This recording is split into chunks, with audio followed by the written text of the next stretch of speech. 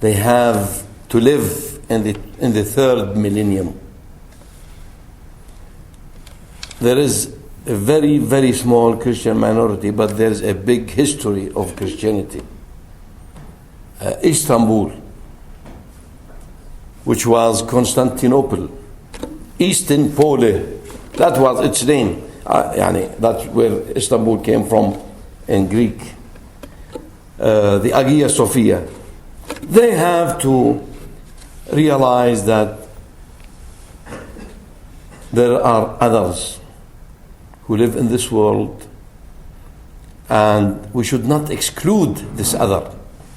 I believe the visit of the Holy Father to Turkey was a good initiative on the part of the Christendom and the Western world and Europe when it comes to European Union, etc. But also, in addition to that, I read that apostolic visit, and I commented this on Al Jazeera and on Al Arabiya, that His Holiness came to reach out to the Arabs and the Muslims after the lecture. And the best place he wanted to use was the veranda, the balcony of Turkey, to look at the whole Middle East and the Islamic world. The same token, I think our brothers and sisters in Turkey, they should look out of their balcony and see that they need to live today. There are, and if someone wants to say that Turkey is an Islamic country, Turkey is an Islamic society. The majority are Muslims, but there's no religion for the state. So I think they need, as they are tolerant in their constitution, they have to have that tolerance when they deal with the Christian minority.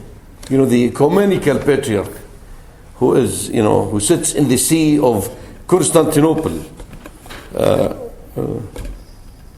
He lives there, and sometimes they are having difficulties and problems. Should they learn from the view from Jordan?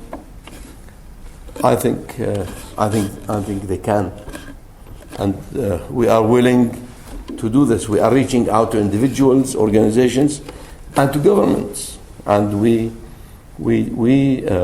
tell them that this is. We give them the right advice. We are not calling for the separation of church and state, religion and state. For someone who wants to be religious, who wants to be faithful to his own or her own religion, I think I encourage that as a man of religion. But at the same time, we have to be very tolerant. And when it comes to the example, this is why I keep preaching the initiative when it comes to the political level. We need to do that. That's why I believe in this. And maybe we could give it to them in Istanbul. I don't mind calling it the Istanbul message. I don't mind, as long as it is a message of tolerance. Thank you, sir. Thank you. Yes, ma'am. You said you have 1 million Iraqi refugees. How many Palestinian refugees do you have? And how does that affect the Jordanian economy and education? And? Education for all of those people, including Jordan. I think we have a great record of education in Jordan. We have 24 universities in Jordan for 5.5 million population. We have about 95 community colleges. Uh, we were, until last year, we were the number one country in the Middle East in telecommunications. We are in the first row, maybe the first or the second.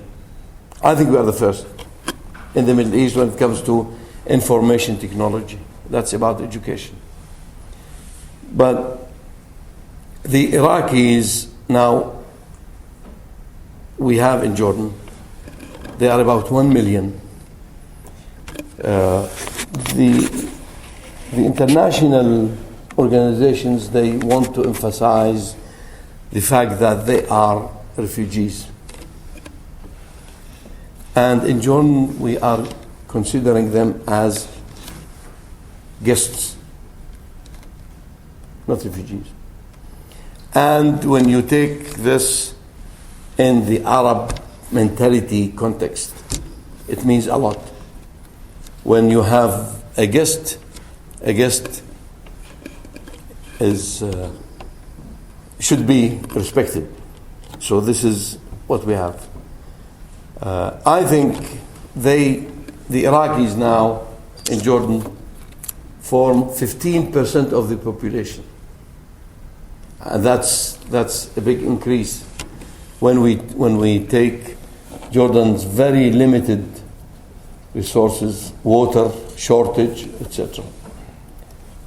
And we are paying a very expensive and heavy price for the war in Iraq. Very much so.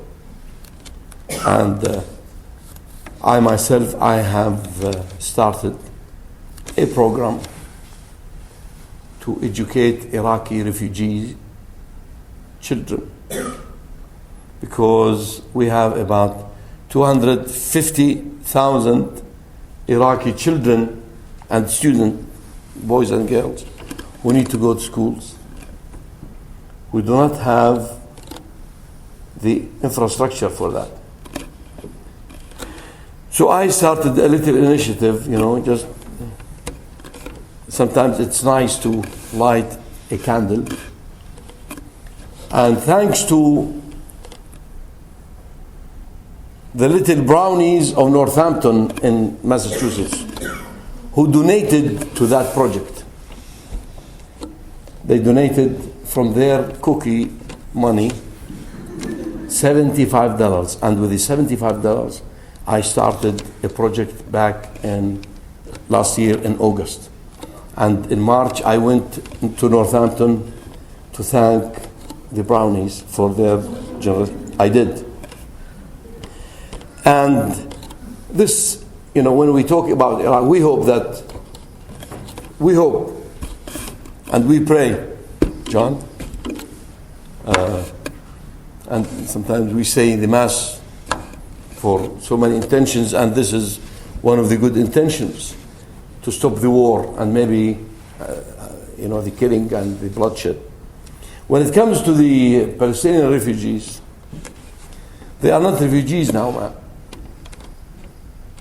Are we talking about the people back in 1967, or are we talking about the people?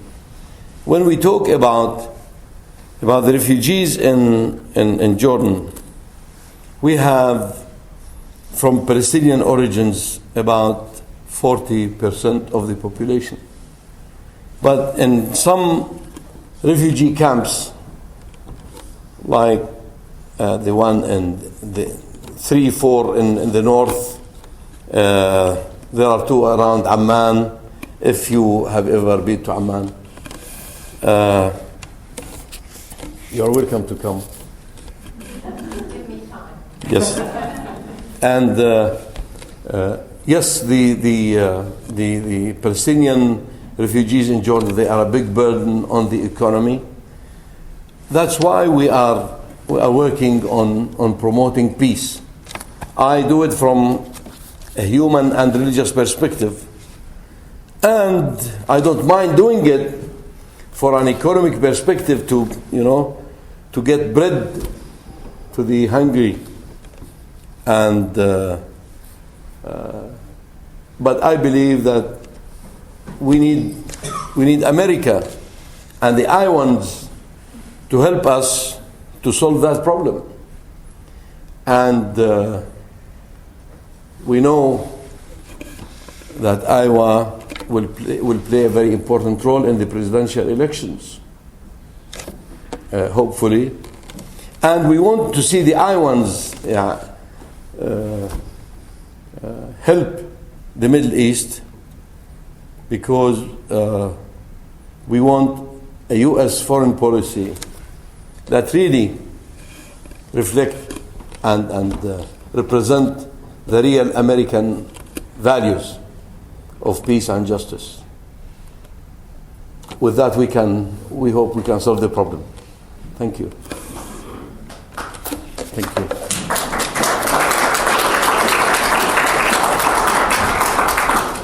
Yes, sir. Thank you very much for your talk. I have a twofold question for you. The first part of the question talks about the Palestinian issue, or addresses the Palestinian issue, because this has been the center of quarrel, the difference between the East and the West, for many, many centuries, since the beginning of the crusade, even before.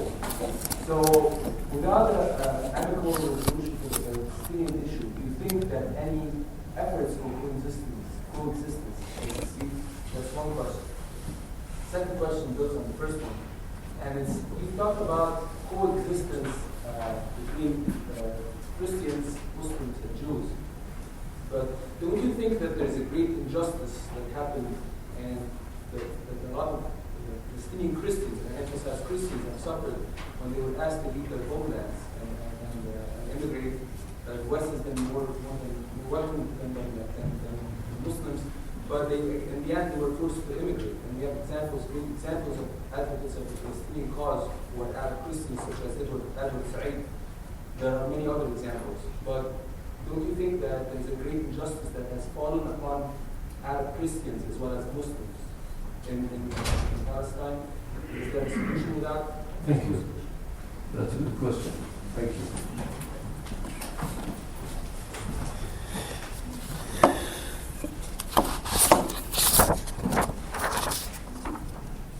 Your good name, sir? Amr Kandil. I'm pronouncing it in Arabic. Amr Kandil. Amr Kandil. Omar. Amr? Yes.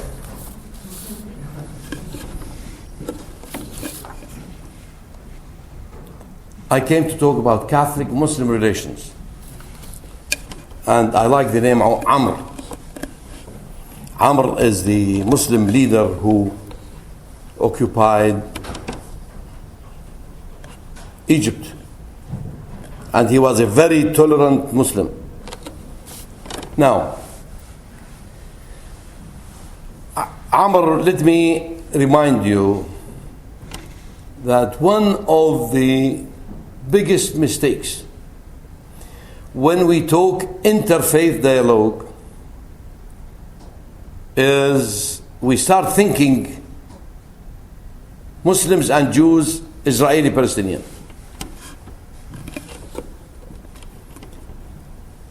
Is it possible for them to coexist? I don't know what you think, but I think yes. And I think it would be even much better for the best and for the best interest of the Palestinians, and they are my brothers, as they are yours, to look at this not from a religious perspective. And I prove what I just said because before 1948, Amr, Jews lived amicably with the Muslims and the Christians before the foundation of Israel. And if I were a Muslim, I wouldn't bring this up, because in the very house of the Prophet Muhammad there was coexistence. Prophet Muhammad of Islam His first wife was Christian. His first counselor was the Bishop of Mecca. And he was married also to a Jewish lady. Does Islam coexist with Christians and Muslims? Yes. Does Islam calls for coexistence with? Yes. Does Islam respect Christians and Muslims? Yes, it does. So, when we talk, every time we talk, unfortunately, and this is one of the major setbacks of people's thinking when we talk about interfaith dialogue between Christians, between Muslims and the Jews. That's why we get stuck with the Arab, Israeli, Palestinian, Israeli. Every time we think Israeli, Palestinian, we think Muslim, Jewish. And I don't think that is fair for Islam and Judaism. It's not fair for the truth. It's not for faith, even fair for the injustice, the Palestinians who are suffering injustices, and it's not fair for Israeli mothers who get scared to see their children, getting blown up in buses. Now,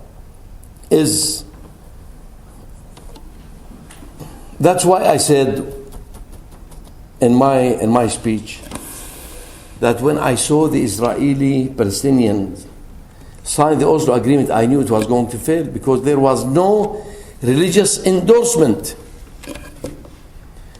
And the Amr, we should do it vice versa.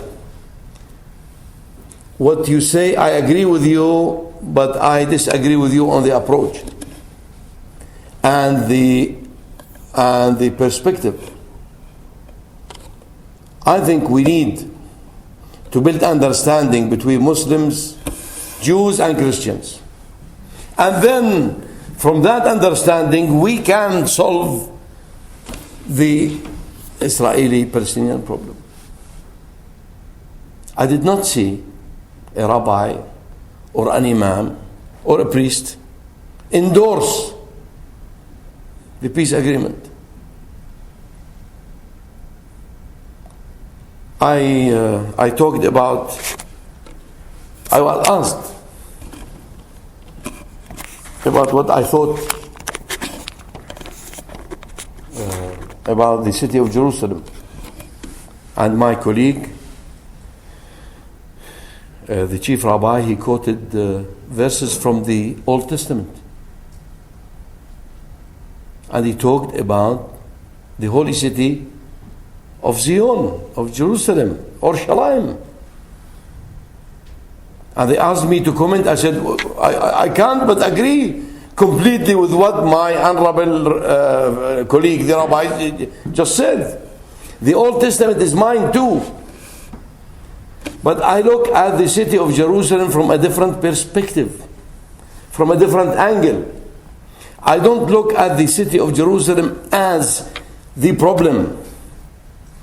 I look at the city of Jerusalem as the peacemaker. Whoever wants to talk on behalf of God, he has to speak peace.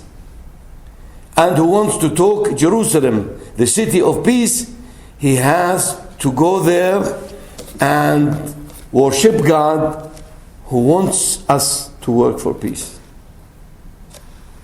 Other than that, I think we will be speaking political terminology. And I'm not a politician, but I'm willing to give my advice to the politicians and tell them that they need to remember that peace is God's desire.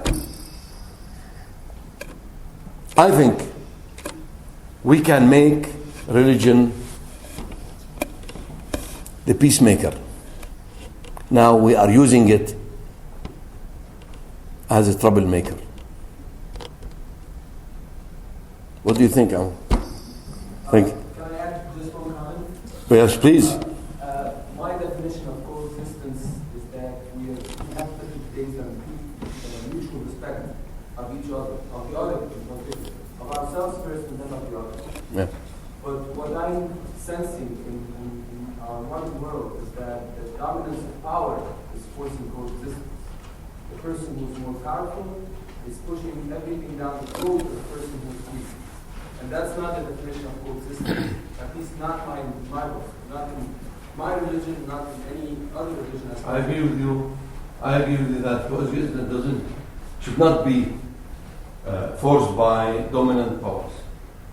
In Jordan, I am a small minority, and I am dominating coexistence through the message of love. I dominate in Jordan. I am only in Jordan 3.5%. You know that. You can dominate coexistence because it's peace. I think peace is stronger now. It's stronger than all the powers of the earth. So let's work for coexistence. Don't worry about who does it. Let's not politicize coexistence. You started to politicize it. Let's not politicize it. We are talking about religion as a vehicle that leverages love and respect and justice. Thank you. Yes, sir. About a year and a half ago, I was deeply struck by the fact that when 4 members of the peacemaking team who were working in Iraq were taken captive, and by the number of Islamic organizations and leaders that appealed for their release and humane treatment. I was wondering how that appeared to you as a Christian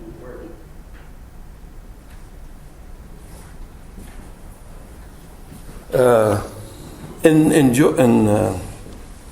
In Iraq, I think religion is absent. Faith, respect, it's not there anymore. I know personally of many cases, but the absence of religion and religious values does not mean that the good people are absent. There are some good people, and I think it reflects well on Islam when Muslim leaders call on hijackers and kidnappers to release their captives. Because I think, to be honest with you, I think this is one of the requirements of Islam. The problem is that people do not, they read their holy texts, but they don't live as they are told by their holy texts.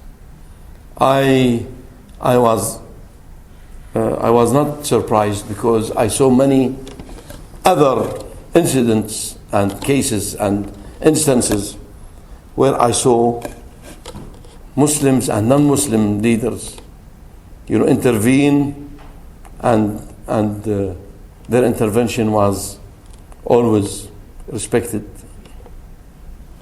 So the patriarch, the Chaldean patriarch, he came to Amman, and he told me that his very secretary, Father Basil, 24 years old, he was captured by the kidnappers, and those who kidnapped him, they did not really care about anything, but they wanted the ransom. So there is in our region there is quite a good number of instances where you see good people.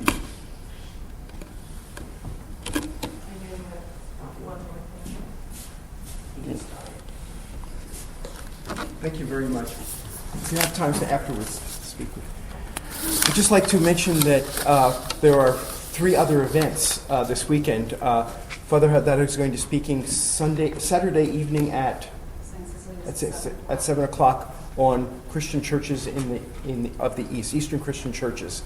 Also at St. Cecilia's on Saturday from 1 to 3, there is a dialogue of Jewish, Catholic, and Muslim for women, and on Sunday from 1 to 3, Jewish, Catholic, and Muslim men. So there's those 2 opportunities for dialogue together, and people are welcome to come there. They don't have to pre-register. And St. Cecilia's is at 24th and Hoover, this side of the mall. So I want to thank you very much for being here. And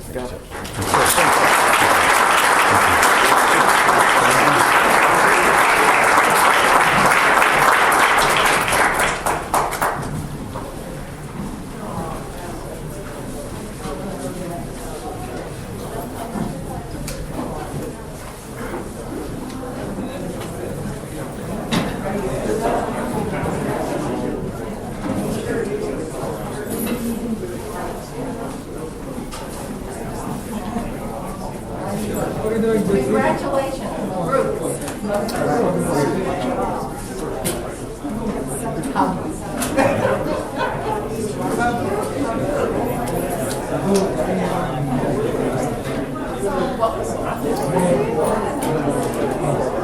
the mom.